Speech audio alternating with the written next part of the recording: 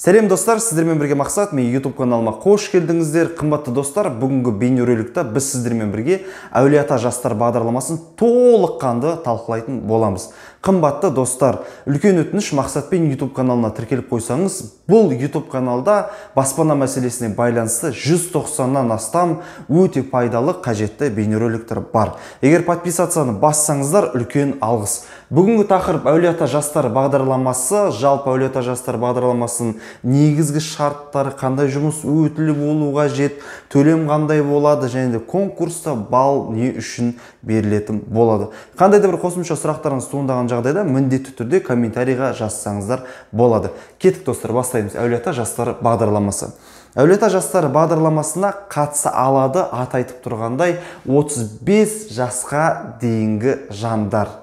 Дейінгі деп айтып отқан 35 жасты қосқан кезде. Және де бұл жерде ескере кететін жайт, мысалға мынандай жағдай болуы мүмкін. Бағана рұқсат етілген салалар бар ғой, сол салада жұмыс жасайтын маманның өзі 35-те делік. Бірақ жұбайының жасы 40-та болатын болса, ол ештен кетпейді. Өйткені көптеген жандар ойлайды екен, мәс саған Әулие-Ата жастар бағдарламасымен қазір ипотека рәсімдейтін болса, екеуміздің жасымыз 35-тен аспау керек деп. Жоқ, онда емес достар. Дәл бағанағы рұқсат етілген бағытта, рұқсат етілген салада жұмыс жасайтын жанның өзінің жасы 35-тен аспаса болғаны, жұбайының жасы асып кетсе бола бергені. Бағдарлама 20-30 шілде 2022 жылы болады. Еш жаққа барудың қажеттілігі жоқ, барлығы онлайн болады. Бұйыртса келесі бейнероликтерде мен сіздерге қандай құжаттар жинау керек, тағы да басқа бәрін түсіндіріп беретін боламын. www.e-jambul.kz сайт арқылы өтінім беретін боласыздар. Достар, айтып отырмын, бәрін түсіндіріп беремін. Енді жақсылап мұқият тыңдаңыздар. Андай ой болып жүрмесін, ой бай қазір бүкіл енді Жамбыл облысын 35 жасқа дейінгілер қатыса береді екен деген. Жоқ. Тек қана қазіргі мен айтатын бағытта жұмыс жасайтын мамандар, профильдік мамандар, администрация, тағы да басқасы бұл жерге кірмейді. Профильдік мамандар. Яғни дәрігерлер, медбикелер, профильді мамандар. Егер де сіз больницада жұмыс жасап, ол жерде жұмыс жасап жүрсіз, отдел кадрда бухгалтерия жасайтын болсаңыз, айып етпеңіз, сіз қатысамайсыз бұл жерде. Мәдениет қызметкерлер, профильді. Спортшы, жаттықтырушы, оқытушы.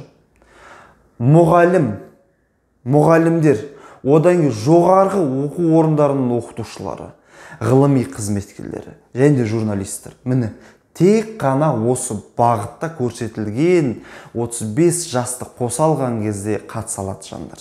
Яғни кез келген сала барып, мен Әулие-Ата жастар бағдарламасына қатыса берем деген мәселе жоқ. Енді барша сәттерге жақсылап мұқият тыңдап отырыңыздар. Жұмыс өтілі 12 айдан кем болмауы тиіс. Дәл осы салаларда сіздің жұмыс өтіліңіз 12 айдан кем болмауы тиіс. 5 жыл Қазақстан Республикасы бойынша атыңызда міндетті түрде, және де отбасы мүшелерінің атында мүлік болмау керек. Отбасы мүшелері деген кім? Ойлап жүрмеңіздер, отбасы мүшелері деген мен туған бауырларым, әке-шешем жоқ. Отбасы мүшесі деген сіз, сіздің жұбайыңыз, бала-шағаңыз. Енді 35 жасқа дейін болса, ол түсінікті, яғни көп жағдайларда енді бағдарлама қатысайын деп отырса, енді ол жандардың бағанағы өзін және әйелін ғана қарайды. Балаларына көбісі рәсімдей бермейді да, енді жалпылама айтып отқаным ғой, бірақ кейбіреулеріне дәрістеріне де болып қалуы мүмкін кішкентай балаларда. Сондықтан отбасы мүшесі дегеніміз, егер сіз жалғыз өзіңіз болса, жалғыз өзіңізді қарайды. Яғни сіздің туған бауырларыңыз, әке-шешеңізді қарамайды. Өтінім беруші 2 жыл тіркеу болу қажет. Жамбыл облысы бойынша. Тіркеу дегеніміз прописка. Отбасы мүшелері өтінім беретін сәтке пропискаға тұрғызаса болған. Мысалға мынандай жағдай болды делік. Жамбыл облысында сіз басқа қаладан келіп жұмыс жасап отырсыз, бірақ сіздің пропискаңыз бар да, жұмысыңызда қажет етті Жамбыл облысы бойынша. Бірақ отбасы мүшелеріңіздің тіркеуі басқа қалада болды. Бірақ өтінім беретін сәтке сіз міндетті түрде отбасы мүшелерінің тіркеуін Жамбыл облысына аударуыңыз қажет болады. Жарайды ма? Дәл сол сәтте тіркей салсаңыз болғаны. Бірақ осы салаларда жұмыс жасайтын маманның Жамбыл облысы бойынша 2 жыл тіркеуі болу қажет. Міне, көрдіңіздер ма? Отбасы мүшелерін сол сәтке тіркеу болса болған деп жаздым. Шотта өтінім беретін сәтке таман бас сал бәріңіз бере бермейсіздер. шотта өтінім бере сәтке таман несие сомасы қазір мен айтып өтемін 13 миллион деп. Сол 13 миллион 5%, яғни 650 мың теңге болуы тиіс. Бұл деген сіз яғни мен бағдарламаға қатысамын. Шот деген ол отбасы банкінен ашылған депозиттарыңыз. Тек қана отбасы банкінен ашылған депозиттарыңыз. Несие сомасы 13 миллион теңге, банк пайызы 5%, несиенің максималды мерзім 19 жыл, бірінші екінші нарықтан баспана көре берсеңіздер болады. Несиенің сомасы 13 миллион деген, енді кейбір адамдар ойлап қалуы мүмкін, ойбай 13 миллионға қандай баспана алсақ болады, тағы да басқа дегендер. Достар, бұл несие сомасы. Яғни дәл осы бағдарлама аясында сізге банк ипотека ретінде берілетін сома. Егер сіздің өзіңіздің жақындарыңыз, туыстарыңыз, ағайындарыңыз көмектесіп қосымша сома қосатын болса, әрине қымбатырақ үй ала беруге болады. Мысалы, сіздің көріп тұрған үйіңіздің бағасы 15 миллион. Яғни бұл жерде, егер де сіздер әулеті жастар бағдарламасымен өтетін болсаңыздар, банк тарапы сіздерге 13 миллион береді, қалған 2 миллионды сіз өзіңіз қолма-қол беруіңіз қажет болады. Банк пайызы 5, қандай керемет, еще бұл жерде алдын ала займ болғандықтан банк пайызы сізде 5-пен тұрады да, одан кейін сіздің пайыздық үстеме 3,5-ға төмендейтін болады. Керемет, 3,5%-ға төмендейді. Несие мерзім 19 жыл деп айтылады, бірақ мен тарапынан сізге деген ұсыныс несие мерзімін 14 жылға рәсімдесеңіздер, сол тиімдірек болады. Бұл мен ұсынысым, бірақ ол өзіңіздің шешіміңіз. Міндетті түрде сіз бағана жамбыл облысы бойынша өзіңіздің несие мамаңызбен, кеңесшіңізбен ақылдасыңыздар, сұраңыздар, санаңыздар, байқаңыздар. Несиені қанша жылға да рәсімдеу, ол сіздің өзіңіздің жеке таңдауыңыз. Бірінші нарық дегеніміз жаңа үйлер, мысалы жамбыл облысы бойынша, екінші нарық дегеніміз ол қолданыстағы үйлер. Және тағы да мысалы Тараз қаласында КЖК дейді, Казахстанская жилищная гарантия. Соның гарантиясы бар болса, соғылу барысындағы үйлерді ала берсеңіздер болады. Енді өте маңызды жер, осы жер көбісі түсінбей шатасып, өзінің ойын пікірін білдіріп жатады. Үлкен өтініш, жалпы негіз бар ғой, бұл бағдарламаға сіз шынында дайындалып жүрсеңіз, қолыңызға ручка мен қағаз аласаңызшы, өтініш аласаңызшы, қазіргі сәтте кәдімгідей жазып отпасаңыз, бірінші рет естіген адам көбінесе шатасып кетіп жатады. Табыс, бұл жерде доходқа да қарайды. Мен басында предисловие деді, кішігірім айтып өтейінші.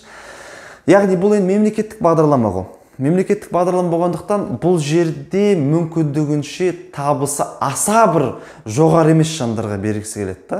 Табысы өте үлкен, жан басына шаққан кезде 300 мың, 400 мың, 500 мыңнан тауып отса, әрине олар өздерінің баспана алуға мүмкіндіктері бар. Сондықтан мемлекеттік бағдарлама болғаннан кейін бұл жерде шамалы соған көңіл бөледі. Яғни мүмкіндігінше жалақысы жоғары емес жандар алса екен деп. Бұл мәселе сол жөнінде қазір мен айта кететін мәселе, қолдарыңызға ручка мен қағаз алыңыздар. Табыс жан басына шаққан кезде 3-9 күн көріс деңгейін асып кетпеуі тиіс. Әулеті жастар бағдарламасы бойынша. Бір күн көріс деңгейі дегеніміз 2022 жылға 37.389 теңге. Күн көріс деңгейі жыл сайын өзгеріп отырады. Егер де сіз бұл бейнероликті 2023-2024-те көріп отырсаңыз, бұл жерде уже басқа санды қоятын боласыздар.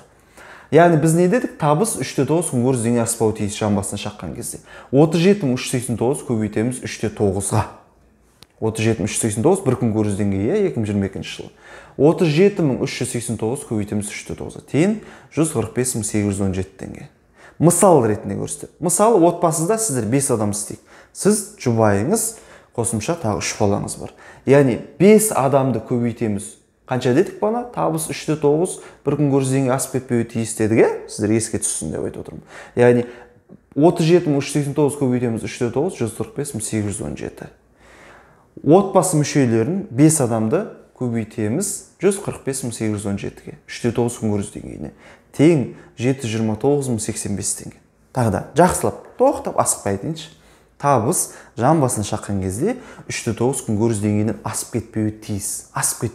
Төмен болса бола береді. Төлем қабілеттілігін растағанға жетсе болғаны. Бір күн көріс деңгейі 2022 жылға 37.389 теңге. Біз не дедік? Табыс 3-9 күн көріс деңгейі аспауы тиіс.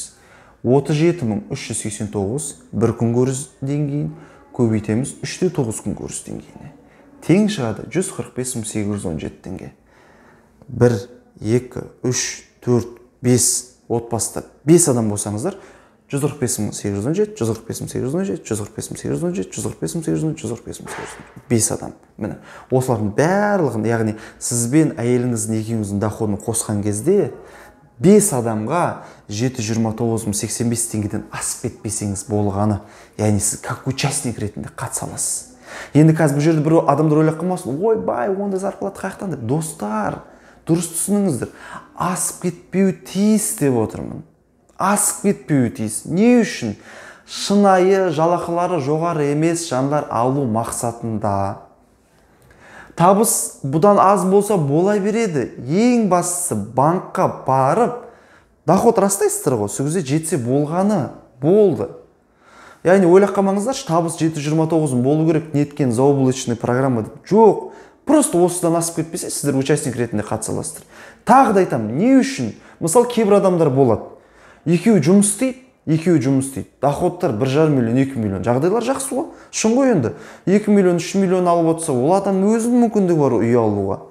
Енді ондай зарплатамен келген кезде оған айтады, ренжіме. Сен зарплатаң 2-3 миллион, сен бұл программаға қатыса алмайсың. Сен не себебі? Міне асып кетіп тұр деген дейші. Сол секілді әдейі шектеу қойған. Бірақ төмен болса ештен кетпейді. Төлем қабілеттілігін ең бастысы растауға жетсе болғаны. Платеж қандай болады?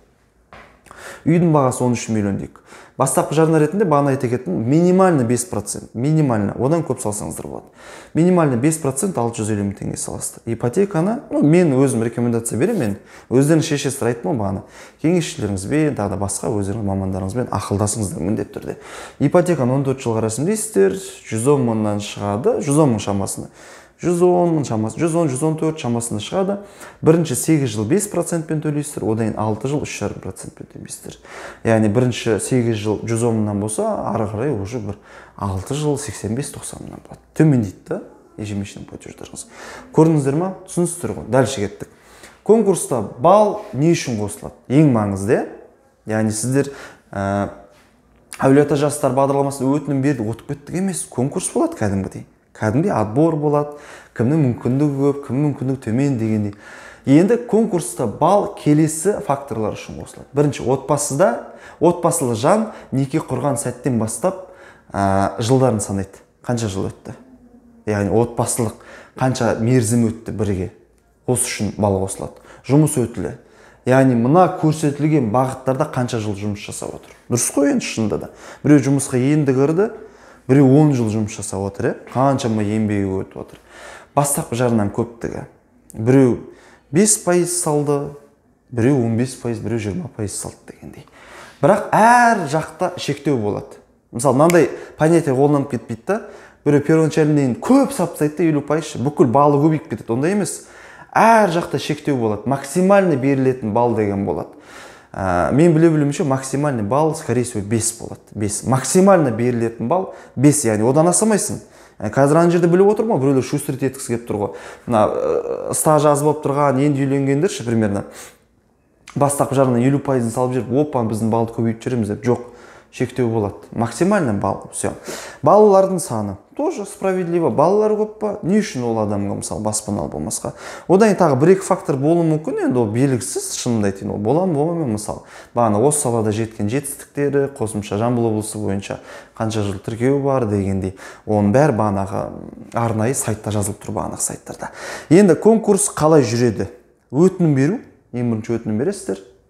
Өтінім бергеннен кейін 20-30 шілде өтеді, одан тағы 30 күн құжаттар тексеріледі. Өтсеңіз смс келеді, немесе хабарласатын шығар, енді ол жағын өздері шешеді. 10 күн ішінде отбасы банкына барып, төлем қабілеттілігін растауыңыз керек болады доходты.